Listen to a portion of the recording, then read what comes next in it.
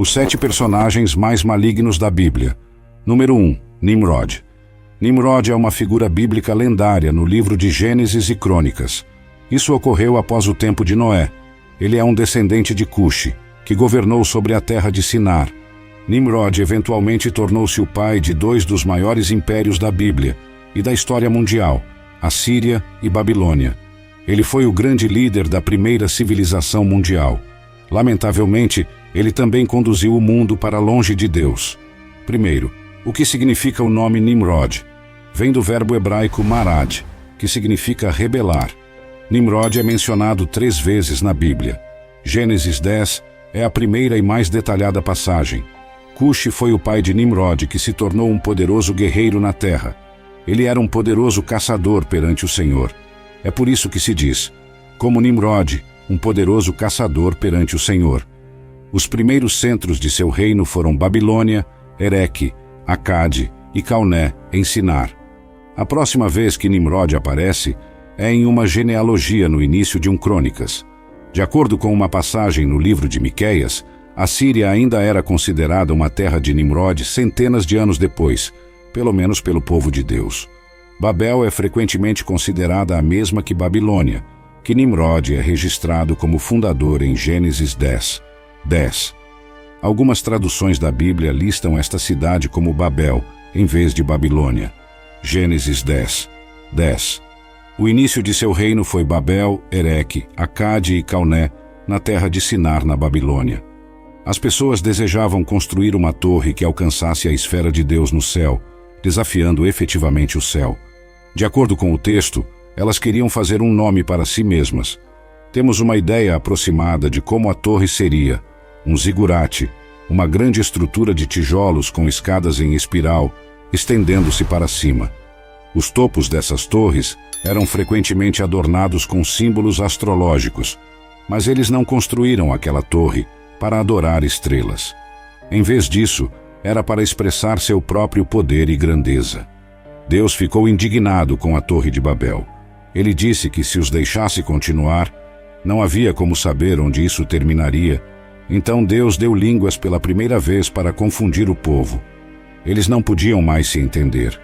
Desde então, a humanidade se dividiu, dispersando-se e falando diferentes línguas. Há uma nota de rodapé interessante para a história de Babel. O povo de Babilônia, Babel, declarou independência não de outra nação, mas de Deus mesmo. Construamos para nós uma cidade e uma torre com seu topo no céu. Façamos um nome para nós mesmos.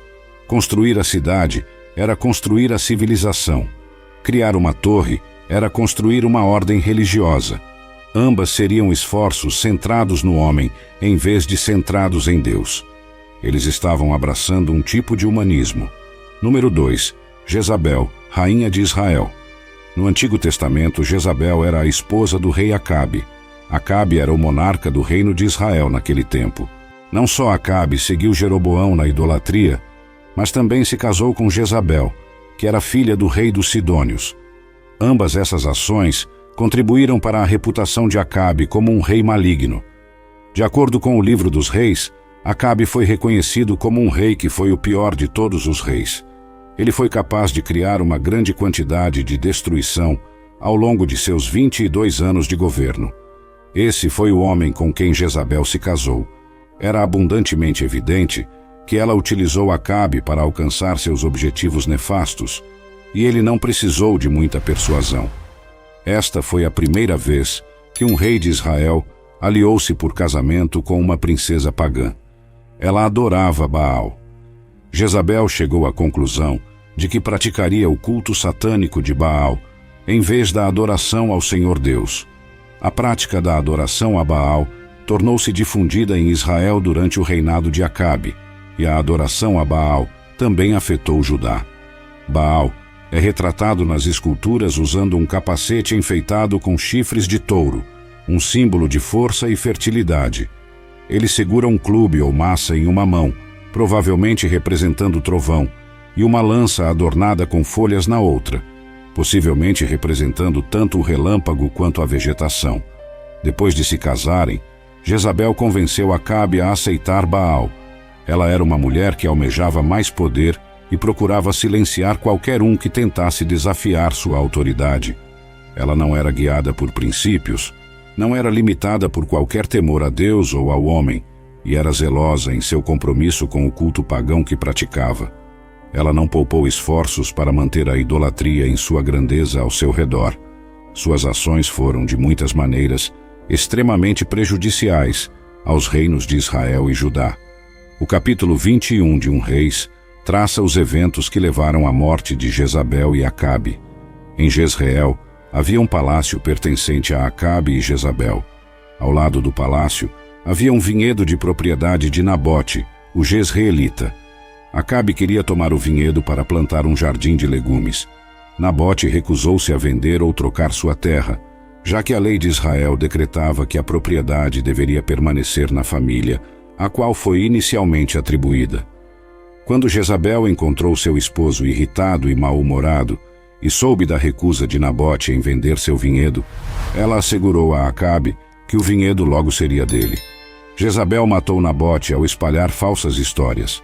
Jezabel ordenou a morte dos filhos de Nabote, pois sabia que a herança iria para eles após a morte de seu pai. A rainha maligna foi tão metódica quanto má em abordar seus esquemas malignos. Elias encontrou Acabe quando ele estava a caminho de tomar posse do vinhedo. Elias disse que Acabe seria morto, que cães em Jezreel devorariam o corpo de Jezabel e que os descendentes de Acabe não receberiam um enterro adequado. Jezabel até matou os profetas de Deus. Reis 18:4. Pois quando Jezabel matou os profetas do Senhor, Obadias escondeu 100 profetas e os alimentou com pão e água. Ela também fez o seu melhor para matar Elias. Elias, temendo por sua vida, dirigiu-se a Horebe. Alguns anos depois, Acabe foi morto em uma batalha contra os sírios, e Jezabel continuou a governar por quase mais 10 anos após sua morte. Sua morte aconteceu, conforme profetizado. Se você acha que Jezabel foi a pior, deixe-me apresentar-lhe sua filha. Número 3. Atalia, rainha de Judá. Atalia era filha de Acabe, rei de Israel. Ela se casou com Jorão, filho de Josafá. Ela provou ser uma rainha maligna, assim como sua mãe, rainha Jezabel, seu pai, rei Acabe, e seus irmãos, rei Acasias e rei Jorão. Atalia, cujo nome significa afligida por Deus, reinou como rainha de Judá entre 841 e 835 a.C. Ela sentou no trono do rei Davi. Seu nome significa afligida por Deus. O marido de Atalia, Jorão, foi rei de Judá até sua morte em 841 a.C. Diferentemente de seu pai, Jorão foi um rei maligno. O filho de Atalia, Acasias, ascendeu ao trono aos 22 anos e estabeleceu-se tão maligno quanto seu pai. Atalia guiou seu filho em seus esquemas diabólicos. 2 Crônicas 22:3. Ele também andou nos caminhos da casa de Acabe, pois sua mãe era sua conselheira para agir maldosamente. Atalia, que já havia perdido seu marido e depois seu filho, tomou o reino para si ao executar seus próprios netos. Sem que Atalia soubesse, um único neto escapou do massacre. Assim como sua mãe, ela adorava o Deus conhecido como Baal.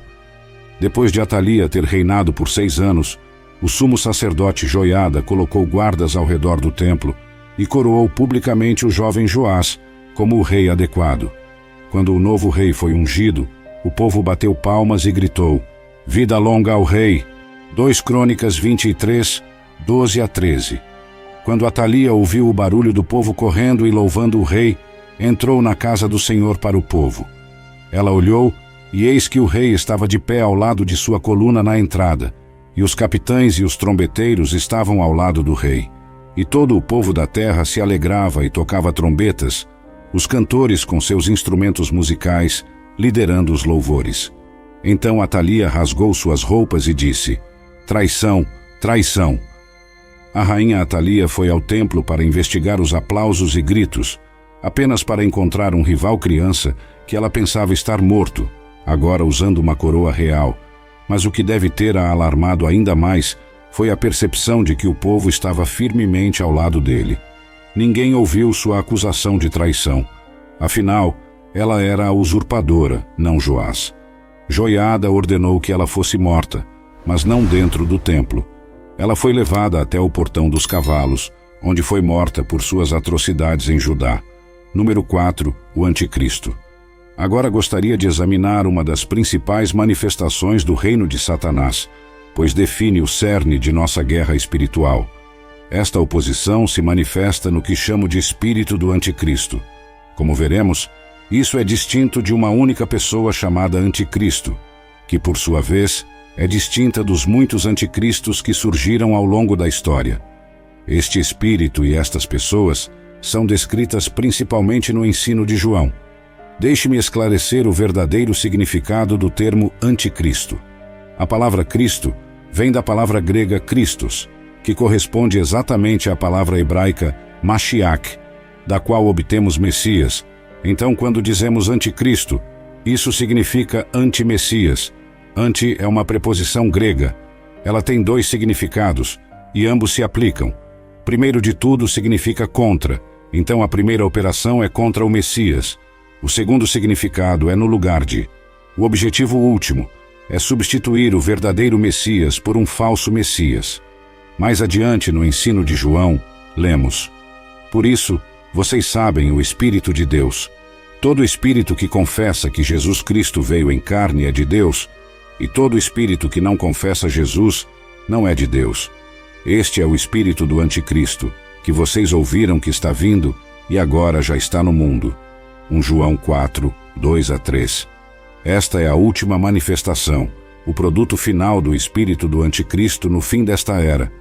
A Escritura deixa claro que haverá um último governante, o mais maligno e poderoso, que governará a humanidade por um curto período de tempo, que será o Anticristo. A terceira forma é o espírito do Anticristo. O espírito do Anticristo é o espírito que atua através de cada Anticristo. Quanto mais nos aproximamos do fim da era, mais o espírito do Anticristo se intensificará e mais nos encontraremos engajados em batalha contra ele. João nos deu 4 sinais distintivos do espírito do Anticristo. Estes são de grande importância. Primeiro e acima de tudo, este espírito tem seu início em associação com o povo de Deus. A segunda marca deste espírito é que nega que Jesus é o Messias, como vemos em 1 João 2:22. Quem é o mentiroso, senão aquele que nega que Jesus é o Cristo? E então João continua com a terceira marca. É Anticristo aquele que nega o Pai e o Filho. Lembre-se disso.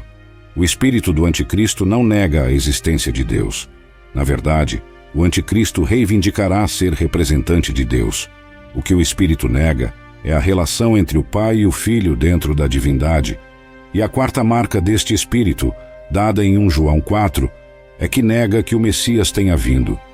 Provavelmente acredita em um Messias que virá, mas nega que o Messias já tenha vindo, a pessoa conhecida como Anticristo.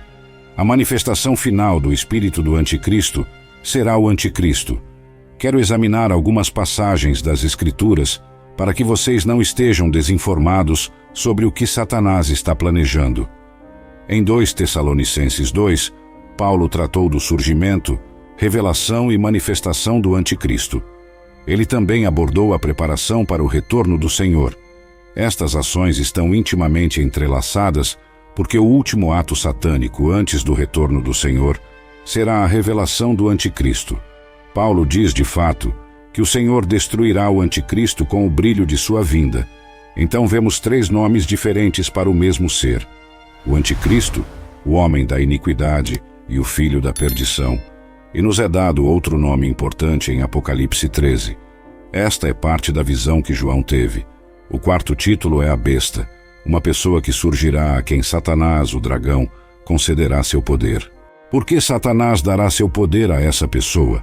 Porque isso permitirá que essa pessoa ganhe domínio sobre toda a raça humana e convença toda a humanidade a fazer a única coisa que Satanás mais deseja: adorá-lo. Esse é seu objetivo. Ele vem trabalhando pacientemente nisso por muitos séculos e está muito próximo de sua realização. O governante instalado por Deus não tem a natureza da besta. Ele tem a natureza do cordeiro, e ele é exaltado acima de todos os outros porque deu sua vida. Ele se humilhou e andou no caminho da mansidão e humildade, porque não resistiu às suas prisões e perseguidores. Acredito que a Igreja deve mostrar a mesma natureza nestes dias. Em Apocalipse 13, 6 a 7, vemos o anticristo agir. E ele abriu a boca em blasfêmias contra Deus para blasfemar seu nome e seu tabernáculo, ou seja, aqueles que habitam no céu. Também lhe foi dado fazer guerra contra os santos e vencê-los, e autoridade foi dada a ele sobre toda tribo, povo, língua e nação.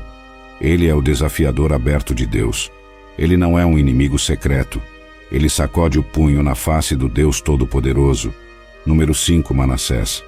Houve muitos personagens horríveis ao longo da história. Gostaria de falar hoje, em 2 Crônicas 33, sobre um homem que, na minha opinião, foi mais maligno e terrível do que a maioria dos líderes que você conhece, e seu nome era Manassés. Ele era filho de Ezequias, mas quando chegou a hora de Ezequias morrer, ele clamou: Ó Deus, não me deixe morrer. Por favor, ó Senhor, poupe minha vida. E o Senhor o fez, poupando-o por 15 anos. Essa é a questão. Algumas pessoas vivem tempo demais, e alguns anos depois, durante esses 15 anos, Manassés nasceu, que se tornaria um dos reis mais perversos de todos. O autor do livro dos reis introduz cada rei e avalia seu reinado com base em alguns critérios. Eles adoravam apenas o Deus de Israel, ou promoviam a adoração de outros deuses? Como lidaram com a idolatria entre o povo? Eles permaneceram fiéis à aliança, como Davi, ou se tornaram corruptos e injustos? Em todos esses aspectos, Manassés foi mal sucedido. Aos 12 anos, Manassés tornou-se rei e se propôs a destruir todas as realizações de seu pai. Ele era um homem muito perverso. De acordo com a Bíblia, ele esteve envolvido na pior idolatria de Israel, ou Judá. 2 Crônicas 33, 1 a 6. Manassés tinha 12 anos quando se tornou rei, e reinou por 55 anos em Jerusalém, mas fez o mal aos olhos do Senhor, como os atos repulsivos das nações pagãs, que o Senhor desapropriou antes dos filhos, descendentes de Israel. Pois ele reconstruiu os lugares altos idólatras, que seu pai Ezequias havia derrubado, e ele ergueu altares para os Baals, e fez os Azerins, e adorou todo o exército do céu, o sol, a lua, estrelas e planetas, e os serviu. Ele construiu altares pagãos na casa do Senhor, da qual o Senhor tinha dito: Meu nome estará em Jerusalém para sempre. Ele construiu altares para todo o exército do céu, nos 2 pátios da casa do Senhor. Ele fez seus filhos passarem pelo fogo, como oferta a seus deuses no vale de Ben-Rinom, e praticou feitiçaria, usou adivinhação, e praticou magia, e lidou com médiuns e espíritas. Ele fez muito mal aos olhos do Senhor, provocando-o à ira. Ele instalou deuses em todos os lugares, inclusive no templo de Deus, onde as pessoas adoravam outros deuses. Homens, por natureza, escreveu Isaías, fazem um Deus e o adoram. O homem precisa adorar. Ele tem que adorar algo. Ele precisa priorizar algo. E se você rejeitar o Deus verdadeiro e vivo, terá que criar seu próprio Deus. Então ele foi um assassino, e não qualquer assassino. Manassés foi um assassino sádico. Além disso, disse que Manassés derramou muito sangue inocente até encher Jerusalém de um extremo a outro. Algumas fontes até afirmam que Manassés assassinou um profeta enviado por Deus. Deus tinha apagado os pecados de outras nações, mas ele foi além de todas elas. O julgamento de Deus caiu e Jerusalém foi capturada, e todos os bens que haviam reunido, bem como todo o dinheiro, prata e ouro, foram levados para a Babilônia. Manassés não foi condenado à morte. Em vez disso, ele foi levado para a Babilônia acorrentado e preso em uma masmorra escura e úmida, onde foi atormentado por sua consciência. Ele teve muito tempo para pensar sobre suas más ações. Sabe o que ele fez? Ele começou a confessar seus pecados. Ele orou a Deus pedindo perdão. Você perdoaria se fosse Deus? Você perdoaria um homem que fez tanto, que fez o sangue correr pelas ruas de Jerusalém até a altura das pernas dos cavalos? Ele sacrificou seus próprios filhos a um dos deuses e os queimou. Se você fosse Deus, o perdoaria mesmo se ele implorasse por perdão? Muitos de nós seríamos incapazes de fazer isso. No entanto, Você não tem ideia de quem Deus é. Nunca compreenderemos completamente as profundezas da compaixão, misericórdia e perdão de Deus. É difícil para nós compreendermos, mas você percebe o que Deus fez? Ele perdoou Manassés. Quando estava em apuros na prisão, ele se voltou para Deus, a quem deveria ter se rendido anos atrás, e liderou Judá em um grande avivamento, mas não o fez. Deus, tem misericórdia de mim, pecador. Manassés começou a orar, e este grande Deus de misericórdia, que está além de nossa compreensão, respondeu a ele. E o perdão de Deus é muito maior que o nosso. É o que Deus chama de justificação. Como se você nunca tivesse pecado antes, você é tratado como se nunca tivesse cometido um único pecado aos olhos de Deus, e de acordo com a Bíblia, ele é incapaz de se lembrar de suas transgressões. Ele limpa as fitas, todas elas. Ele não se lembra delas. Deus perdoou Manassés, mas você sabe o que ele fez além disso? Ele o restaurou ao seu trono em Jerusalém, e ele subiu ao trono mais uma vez. Você acredita nisso? O bem-estar material de Manassés foi restaurado, seus pecados foram perdoados, e seu coração foi renovado. Sua vida foi virada de cabeça para baixo. Estava escrito que ele conhecia o Senhor, que ele era Deus. Deus está dizendo, eu te darei um novo coração e um novo espírito. Ele removeu todos os deuses estranhos e ídolos da casa do Senhor. Ele consertou o altar do Senhor e ordenou que seu povo servisse ao Senhor, Deus de Israel, oferecendo seus próprios sacrifícios de paz e ações de graças.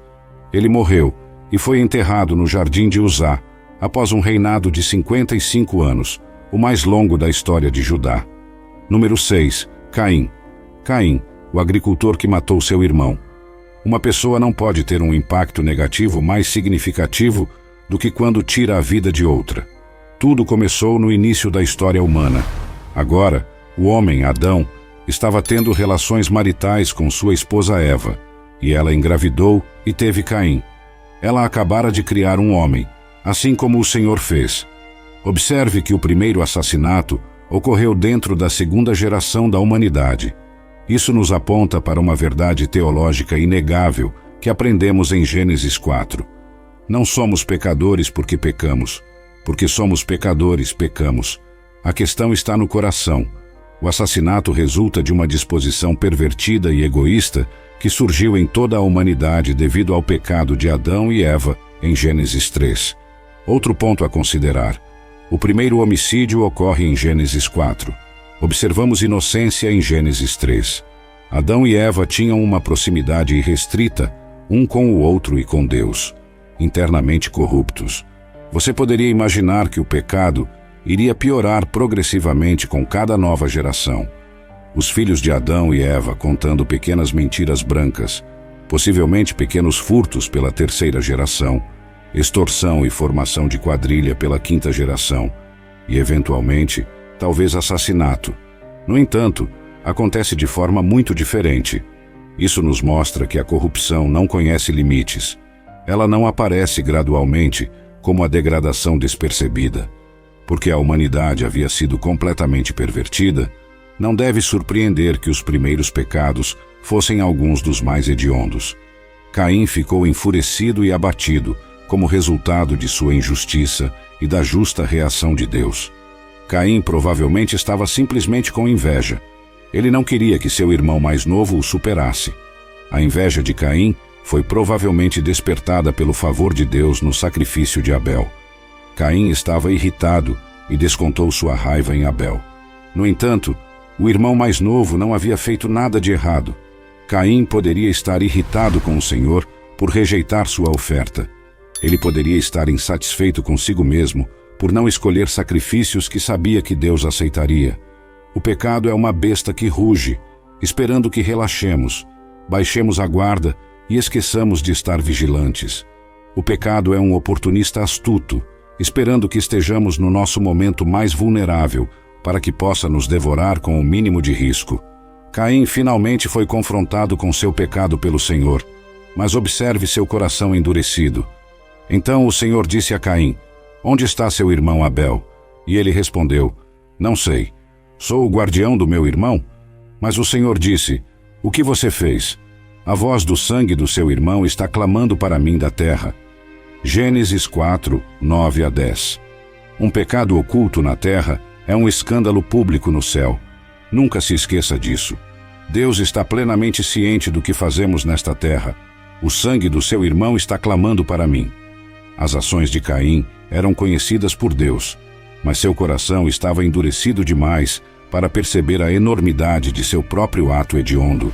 Caim demonstrou sua arrogância, total falta de conhecimento sobre Deus, falta de arrependimento e absoluto desprezo por Abel em apenas 2 frases. Deus então administrou justiça. Gênesis 4, 11 a 12. Agora você está sob uma maldição e expulso da terra, que abriu sua boca para receber o sangue do seu irmão de suas mãos. Quando você cultivar a terra, ela não lhe dará mais seus frutos. Você será um errante inquieto na terra. A maldade de Caim tornou a produção de cultivos impossível, pondo fim ao seu meio de vida. Sua pobreza o forçaria a viajar indefinidamente. Em resposta, finalmente vemos alguma emoção de Caim. Então Caim disse ao Senhor: minha punição é grande demais para suportar. Veja, você está me expulsando da terra hoje, e eu devo me esconder da sua presença. Serei um errante sem lar na terra. Quem me encontrar me matará. Gênesis 4, 13 a 14. Tudo o que sabemos é que a vida de Caim foi poupada pela graça de Deus. Eu gostaria que histórias como esta tivessem um final mais feliz. Espero que possamos terminar esta história com um final feliz. Como resultado, Caim se arrependeu, aceitou sua graça e viveu o resto de seus dias em adoração humilde e reverente. Infelizmente, isso não aconteceu. Número 7. Herodias, rainha da Galileia. Herodias é conhecida como uma rainha maligna, e o fato de ela ter sido responsável pela execução de João Batista garantirá que ela nunca seja esquecida. Ela persuadiu Herodes Antipas a prender João e jogá-lo na prisão, o que Herodes fez por causa de seus esforços. Na verdade, ela desejava que João fosse morto. No entanto, Herodes Antipas hesitou em realizar tal plano porque temia a reação do povo e também acreditava que João fosse um homem justo. Em um ponto, Herodes celebrou seu aniversário hospedando um banquete.